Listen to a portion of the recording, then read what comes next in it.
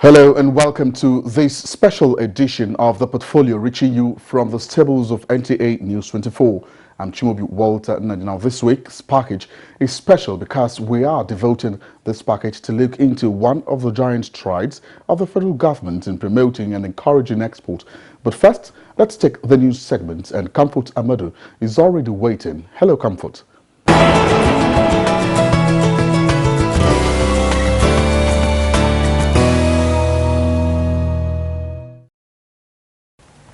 A warm welcome. We begin with a report on training on various skill acquisition programs.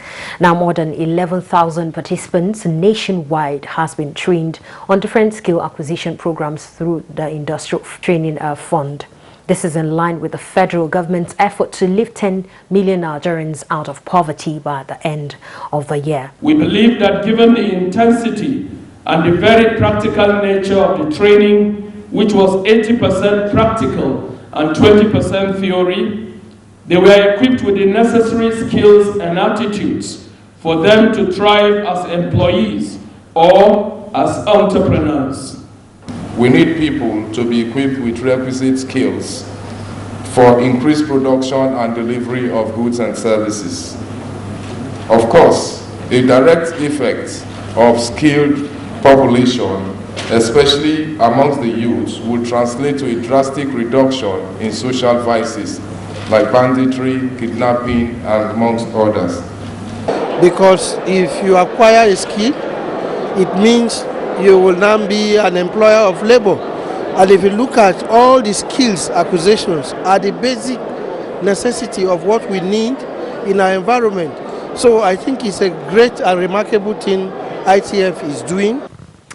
Meanwhile, the federal government is set to kickstart mechanized agriculture program across 632 local government areas in the country. The policy will ensure that Nigeria achieve food security, job creation and economic growth. And moving on, the African Union Commission has shown commitment towards achieving the single African air transport market to ensure intra-regional connectivity between the cities of Africa and an impetus to the continent's economic integration and growth agenda.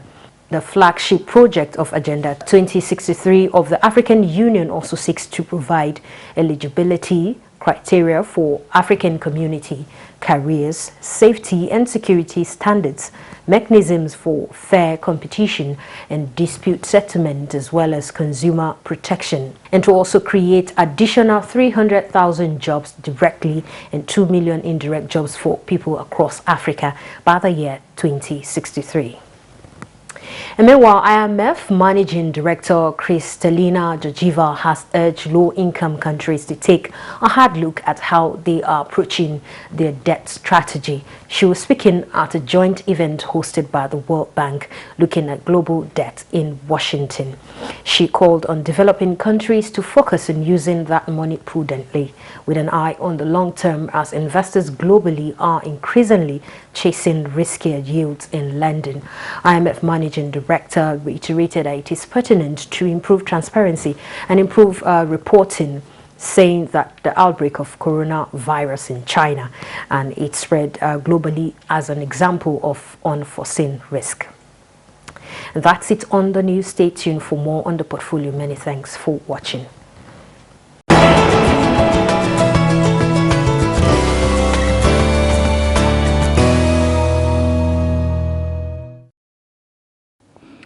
Welcome back. Now we focus our attention on the activities of the Nigerian Export-Import Bank Nexim in the last 2 years, especially how it is utilizing the 50 billion naira Export Development Fund disbursed to it by the Central Bank of Nigeria in February 2018. Now, this special package will bring us up to speed and serve as an eye-opener to those intending to do business with the Nexim Bank.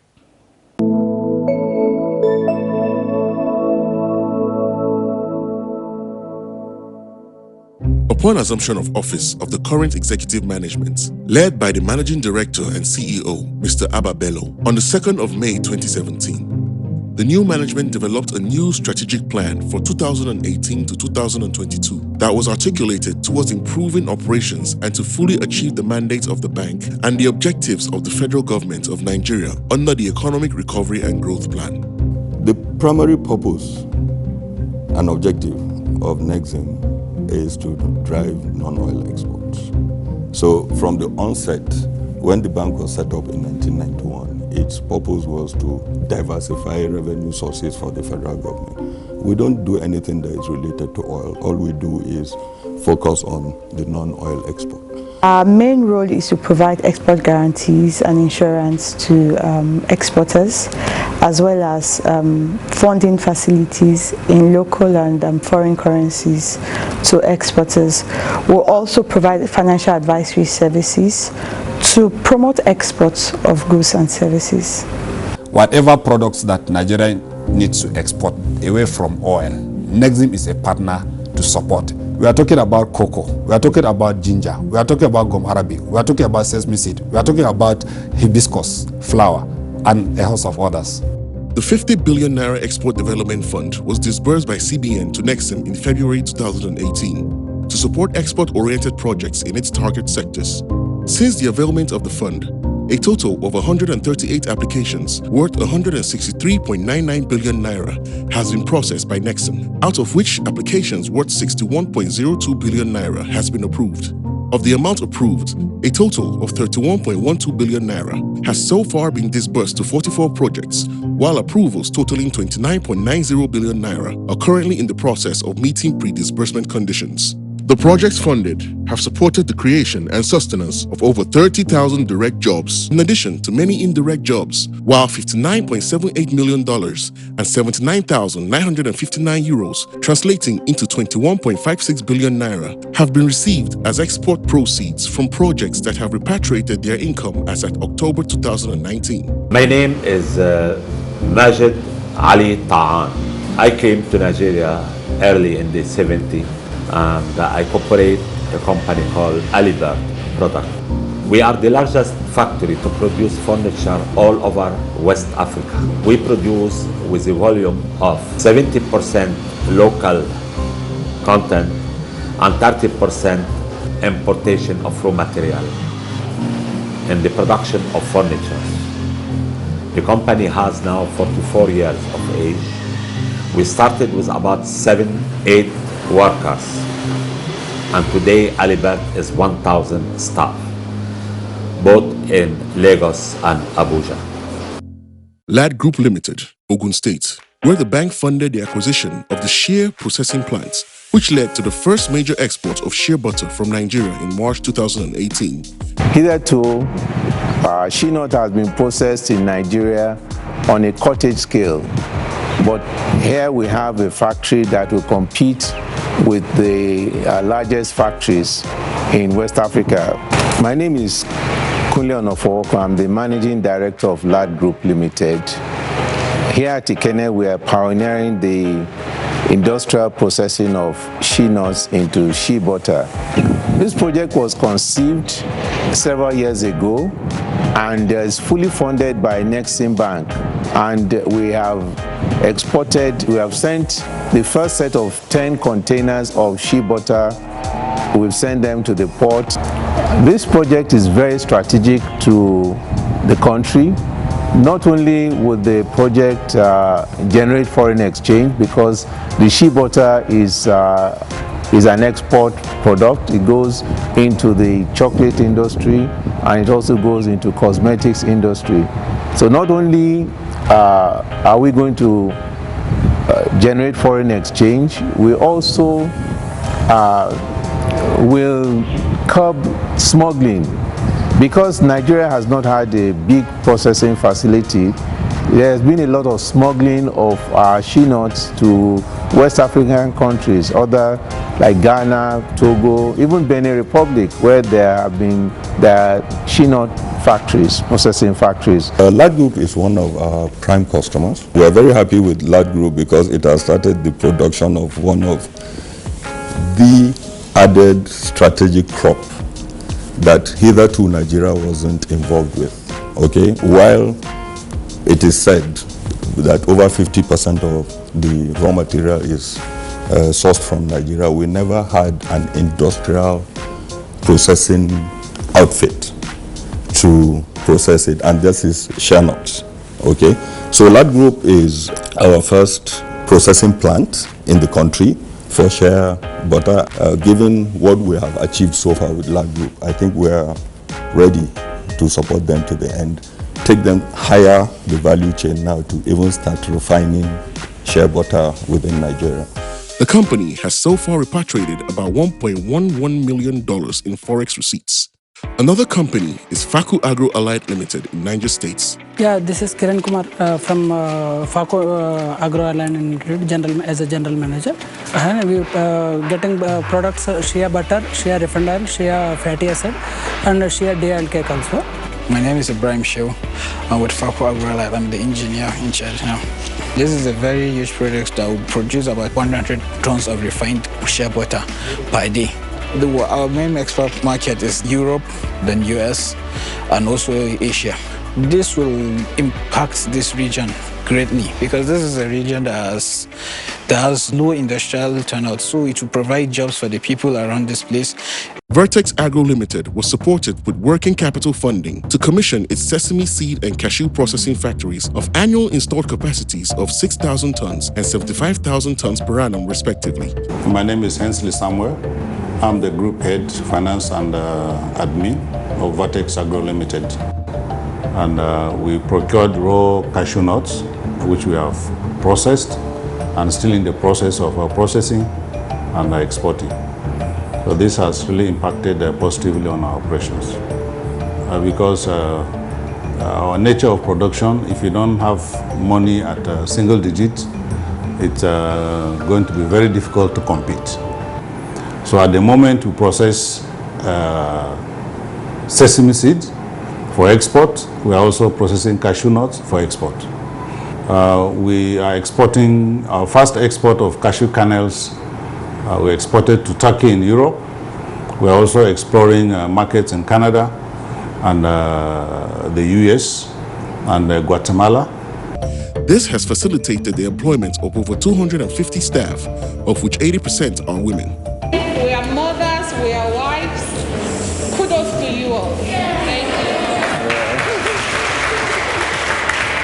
Yeah. It's really impressive. Now this job, now I pay my children's school fees. My oga, have work. So I thank God for this job, what God give me. Another company is GB Tannery, a wholly owned indigenous company based in Kano. They are like 100 years old in this business, more than. For every shoe, a real leather shoe you are wearing, it goes into maybe like 20 different processes, and we do all the processes except the production of the shoes here. So this time around, we still approach Nexim again. Hey, Nexim, we have paid you your money since 2006. We want to do some retooling and we want more working capital. Luckily enough for us, Nexim looked at our books and then they decided to give us this facility, a new facility to expand, to retool our place and to continue doing the business. Well, the intervention of Nexim then really helped us because without their intervention, we wouldn't have been in this stage. The bank's objective is to harness opportunities in the global leather industry. Hence, Nexim is working with the leather cluster in Kano to assist indigenous tannery to upscale their operations and become major players in the global value chain. Nigeria's leather, at least from goat and skin, is rated one of the best in the world. Most of our tanneries supply their skins to high-end stores across the world. The potentials, like I mentioned earlier, are enormous. We need to scale up what we have today, the capacity we have today, by bringing back the tanneries into life. But are we satisfied with exporting leather? I don't think so. I think we should start thinking of now moving on to the next level in the value chain. There is no reason why we cannot go into the final product. That is what is shoes. belts, handbags for ladies, and so on and so forth. Already, there is a cluster in Aba that has already gained sufficient capacity or expertise in shoes. The company currently has about 250 employees, which is expected to increase to 400 in 2020. Dutse Granite is another project in Kano, funded by the bank for the acquisition of machinery and equipments for the processing of solid minerals for exports. Welcome to Dutse Granite from Bakani. My name is Mustafa Habib. I am the CEO, Chief Executive of Dutse Granite Limited. We are beneficiaries of facilities from Nexim Bank. We acquired the machines for dimension stone processing. That is for processing granite slabs and tiles. Target is Europe and US and Canada, and then Saudi Arabia. We are invited to take some samples to Saudi Arabia, after which we agree on the price before we start exporting to them. Another company is Plantation Industries Limited, Akure, Ondo State. The company has so far repatriated over $3.2 million in foreign exchange receipts. Started a relationship with Nexim about 2 or 3 years ago. Talking about how Nexim money has been beneficial to us, it's also important to state here that this is a single-digit fund. In Nigeria, before advent of intervention fund like that of the Nexim we are discussing now, interest rate in the year 2014 up to last year was as high as 25-27% in the country. But with Nexim money, we are able to have access to single-digit 9% interest rate. This has really reduced our costs, and by reducing costs, we have been able to expand our operation. Like Agro Traders Limited, we are able to finance our farmer. We are able to. Before we used to talk about 8,000 farmers. Between last year and this year, farmers under our program has increased from 8,000 to about 14,000. The bank's intervention has assisted the company to boost its processing capacity and increase its exports. Anyone who has a bankable transaction or a bankable project that has export as its major component can walk into any of our branches. Then our officers will guide him or her as to what to do to access our loans. You don't need to know anybody. You can just walk into my office if you want, and I will listen to you and send you to the appropriate person. Now that is why when we came in, we found that the bank was too centralized. Now, if an exporter from, say, the east wants to access us, he has to travel all the way from the east into Abuja and discuss with us. Seeing that, we now found it necessary to decentralize the bank. Okay? Now, our ideal situation is at least have a branch of the bank in every state, but we're not ready for that. So what we have done is we started by having a regional office in every geopolitical zone within the country to make it easier for exporters to access us. Belburn Integrated Limited is a project based in Sokoto for production of woven sacks for packaging of agricultural commodities. Other projects supported by Nexim under the agro-processing sector includes Huxley Industries Limited, located in Lagos, to facilitate the export of cashew, Agrecnor International Limited, an SME located in Kano to facilitate the export of hibiscus flower, NK Indo Nigerian Industries Limited, located in Lagos to facilitate the export of agricultural commodities to China, Vietnam, Nicaragua, and Kuwait, Standard Cocoa Industries Limited, to enable the company process and export cocoa cake and cocoa butter under the solid minerals sector, CB Nigeria Limited, located in Kaduna State to facilitate the export of granite in West Africa. And lastly, under the manufacturing sector, Pan Marine Investment Limited, located in Abia State, to bring back the production line of the company into the market for regional export of beverages. Servig Agro Allied Limited, located in Imo State, to facilitate the processing and export of palm kernel oil. God's Little Tannery Limited, a tannery located in Kano to facilitate the export of leather to Italy.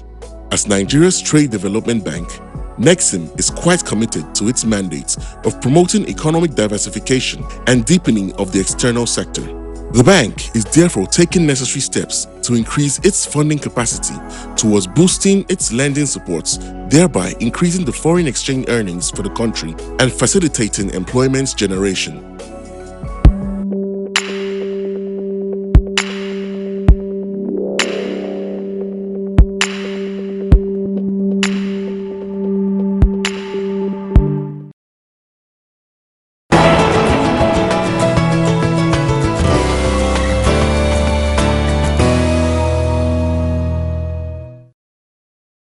Thank you very much. I'm sure you did enjoy that package. Next is a capital market review, and Bosode Ibo will bring us an analysis of last week's trading.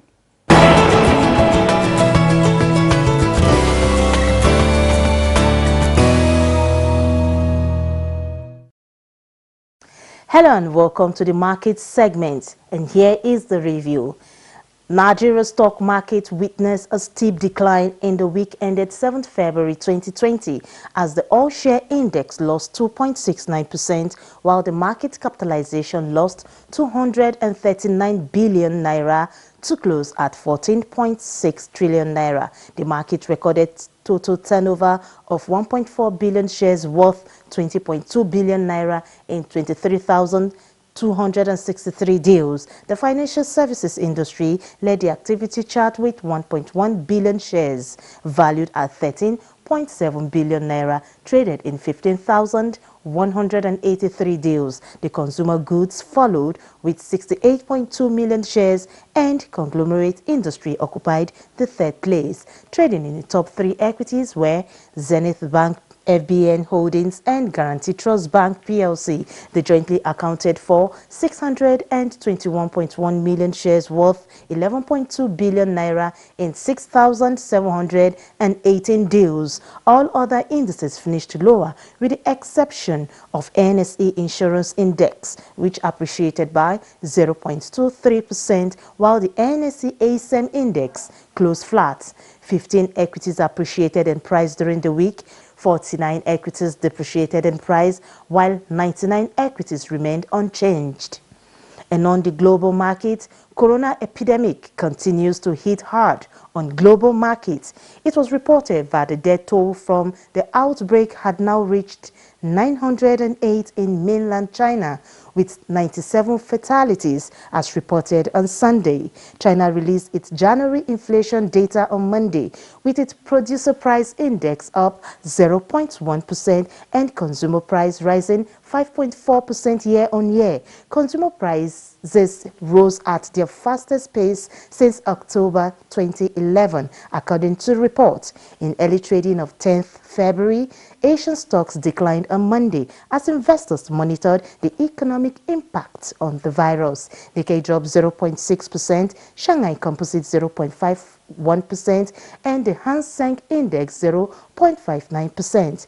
U.S. stock index futures were lower as investors assess the impact of the coronavirus outbreak in China. The Dow Jones Industrial Average depreciated by 0.94%, the S&P 500 0.54%, and the Nasdaq Composite also 0.54%. European markets traded lower amid the ongoing concerns around the coronavirus outbreak, while Africa's markets were also affected due to the ongoing global coronavirus emergency. South Africa's JSE Africa Top 40, Ghana's GSA Composite, Nairobi's All-Share, and Namibia's overall index opened low, while Tunisia's Tunidex appreciated 0.04%. And that was the market review for 7th February 2020. I am Bosede Abo. Please stay for the concluding part of the program.